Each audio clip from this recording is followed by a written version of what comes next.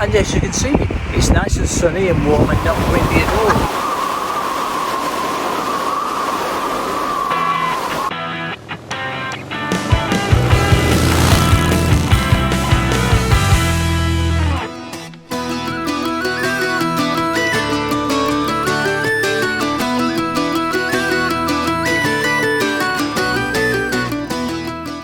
Folks, woke up to sun today and long may it continue. I don't think it's going to do though, however. Today we're off to Donegal town via Sligo, so we'll see you on the road. But our first stop was going to be Inishcrone Pier, which apparently had some stunning views across Killala Bay.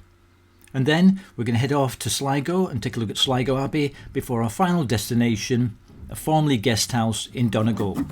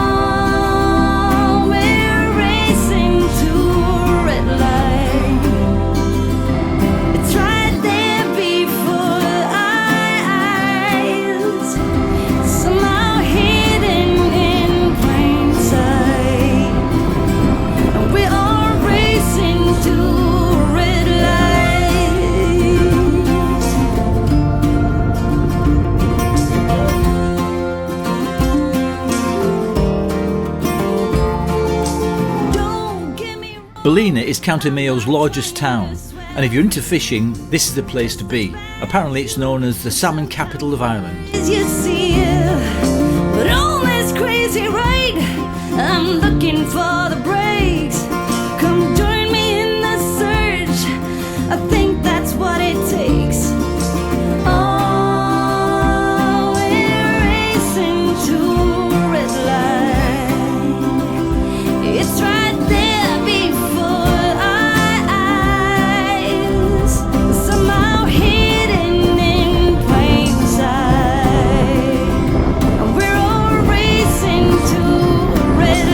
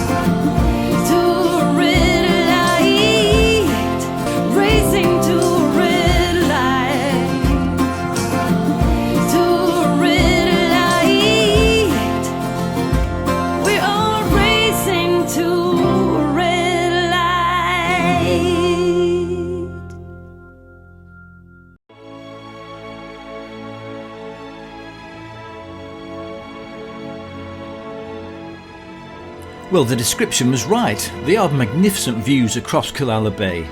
So after a quick photo stop, it was time to get back on the road to Sligo.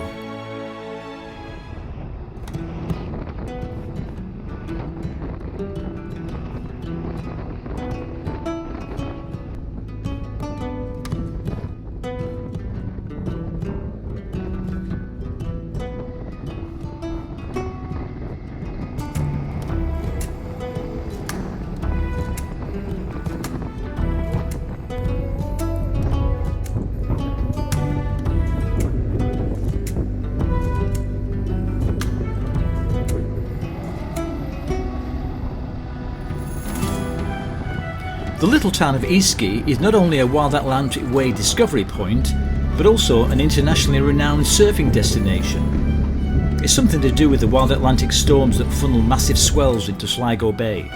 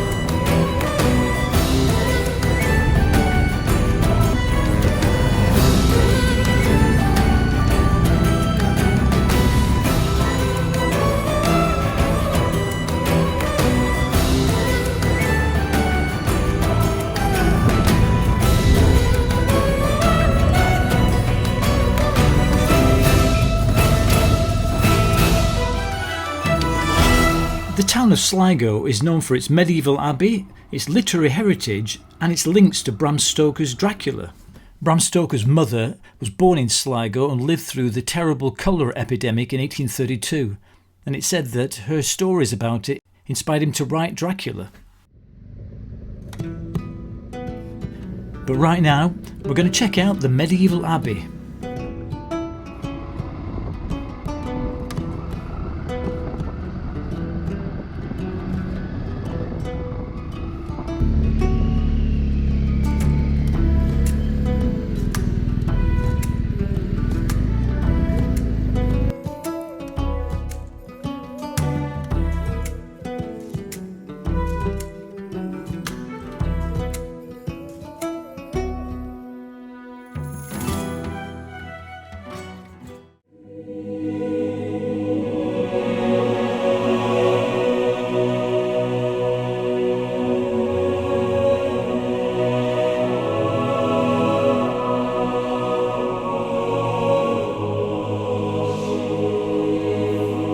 Here we are folks, Sligo, and specifically Sligo Abbey, which is nearly 800 years old. Sligo Abbey, or more correctly Holy Cross Priory, was founded in 1252-53 by Norman Lord and Chief Justice of Ireland Maurice Fitzgerald. There you go. Sligo Abbey has dominated the town centre since the mid-13th century, when it was created by Maurice Fitzgerald, the founder of the town itself.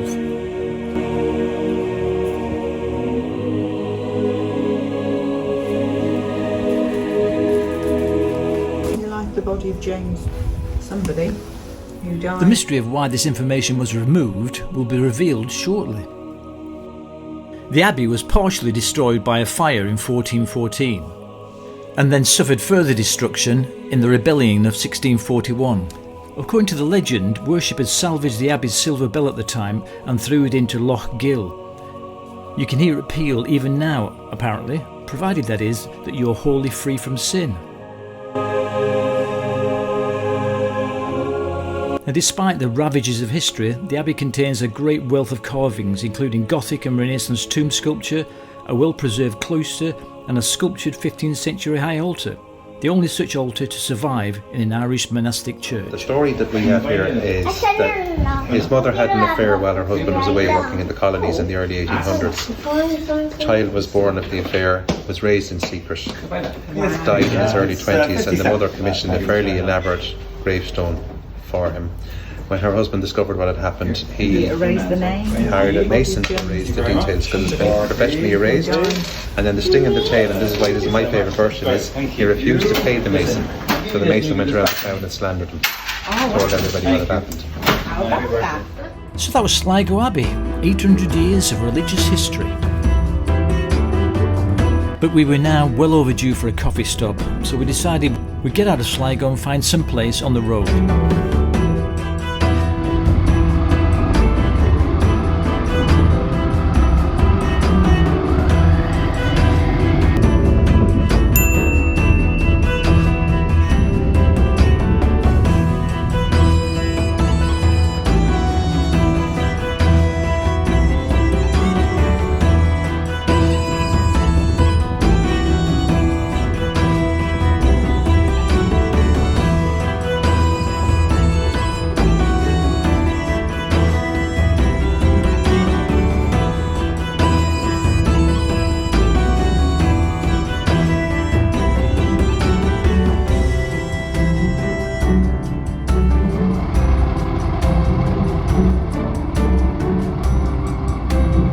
For a coffee stop.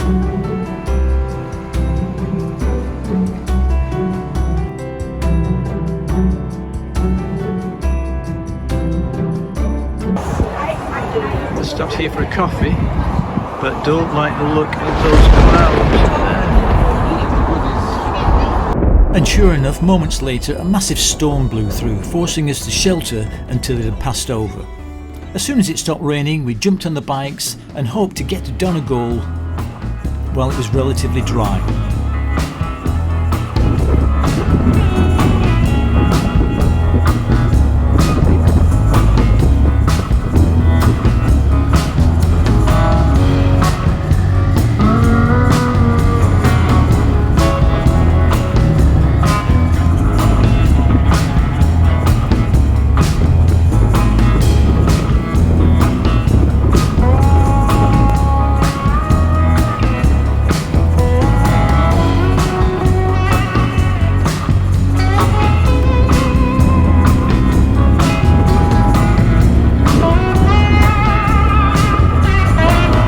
Sadly, we didn't quite make it to Donegal before it started raining again.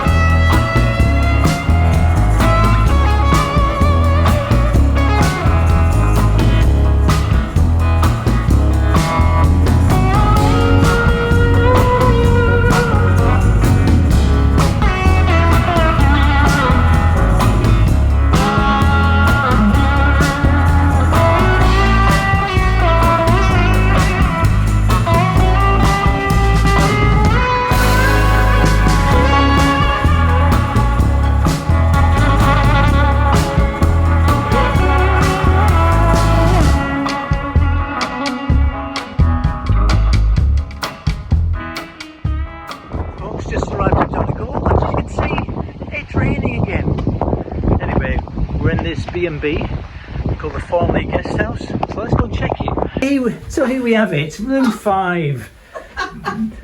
Bijou to the extent of being cramped, overcrowded. Look at this, look at that. Where are we going to store all this stuff? Where are we going to put it all? I don't think it's geared up for bikers. Anyway, so much stuff. And bathroom, well, shower room, toilet. We lucked out on the tubs, I think. Yeah. But at least the weather's looking up now. Look, it's just raining now instead of absolutely hooning down like it was earlier on. So be thankful for small mercies. To be fair, we did have a bit of sunshine this morning. We did have a bit of sunshine this morning, but right now we're going to unpack, download the footage as such it was, and then go down to town to check out some good Guinness and live Irish music.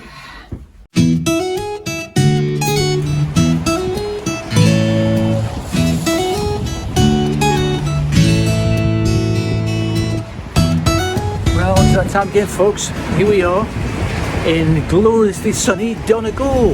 Not at all windy, and that has been windy all day. And it's Guinness o'clock, so we're just going to try and find a real Irish pub with some fantastic Guinness again, and hopefully later on maybe some music. Donegal Castle was built in the 15th century by Red Hugh O'Donnell, and when he left to go to Spain, he made sure that the castle was never going to fall into English hands by setting it on fire. Sadly, he was disappointed because the English captain Sir Basil Brooke became the castle's new lord in 1616. Anyway, all this history is making me thirsty. We'll try. Let's have a look. It's real as in.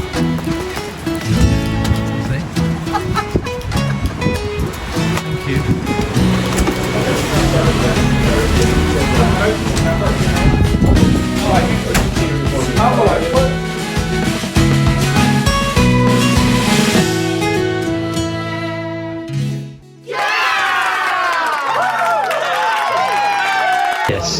Yes. First one today. Cheers, babe. Cheers, Slancher. Clincher. Well, that was a real inf, folks, and I'm sure that's going to be a buzzing, banging place in about 3.5 hours' time. But we can't hang around that long because we've got other things to do. So we're going to find another place before we have dinner and sample another Guinness because we are in sunny Donegal town. That's Here we go. the Harbour restaurant and bar.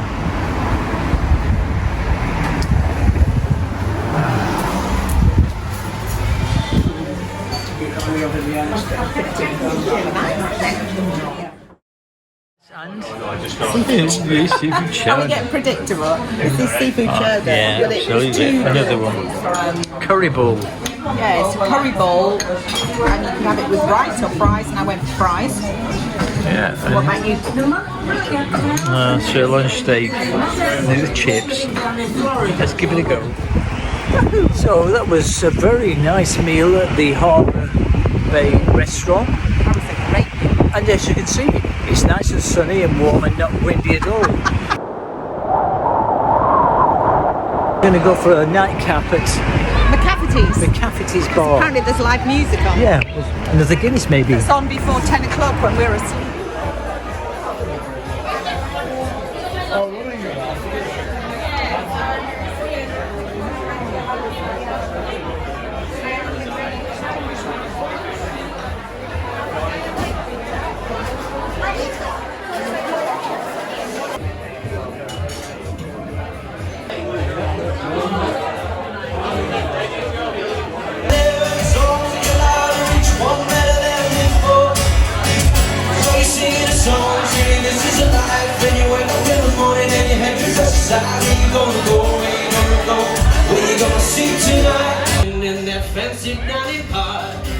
Probably drinking coffee and smoking big cigars. Don't have to sound you wrong, we'll try to be crazy. Not the traditional Irish music we were looking for, but nevertheless, it was a good night and now it's time for bed. So if you're going to stay in Donegal, would we recommend the Farmleigh guest house? The Farmleigh Guest House is a modern detached house about a 15-minute walk from the centre of the lively town of Donegal, with its many pubs, shops and restaurants. We're usually up for a walk after a day on the bikes, but the weather that evening was hideous, blowing a gale and hurling it down, so we did kind of wish we were nearer to the place we'd planned to have Guinness o'clock and a bite to eat. Our room was promoted as a deluxe double, and while it was modern and clean, it was, once again, very small. It maybe wouldn't have seemed so snug had we not had lots of wet gear to hang up to dry. The wardrobe was only a foot in width, so we ended up hanging our jackets on the back of a chair and the rucker bottoms over the shower door. The ensuite had no storage, so our toiletries sat in a plastic bag on the floor. The room is probably fine for weekend visitors in a car with a small suitcase, but wasn't a great place for a couple of soggy bikers. To be fair, it may well have got a higher score if we hadn't had so much wet kit to accommodate. The host of the guest house also owned a restaurant, the Harbour, in the town centre. They offer a 10% discount to residents of the Farmleigh B&B. Booking.com do say that residents can, quote, enjoy a sun terrace, shared common area and restaurant, which we feel is misleading given the location of the restaurant. We took the host up on their 10% off offer and had dinner at the Harbour restaurant. Turns out it was an excellent idea as the hospitality, atmosphere and food were lovely. The service at both the guest house and the restaurant was very good. Paul, the owner, made a special trip over to the house to turn on the radiators so we could dry our stuff, and also came to say hello when we arrived at the harbour for dinner. Parking is a sloping drive at the front of the building. It isn't secure, but it's off the main route, so we were comfortable the bikes were safe for the night. It's worth mentioning that although there's often an expectation that a guest house would provide brekkie, this one doesn't. There is a kitchen for self-catering, but if you want your breakfast prepared for you, this isn't the place to stay. Would we stay again? Well, it was raining when we were ready to return to the guest house in the evening, so we took a cab. It only cost €6, but I think our next stay in Donegal will probably be nearer the centre.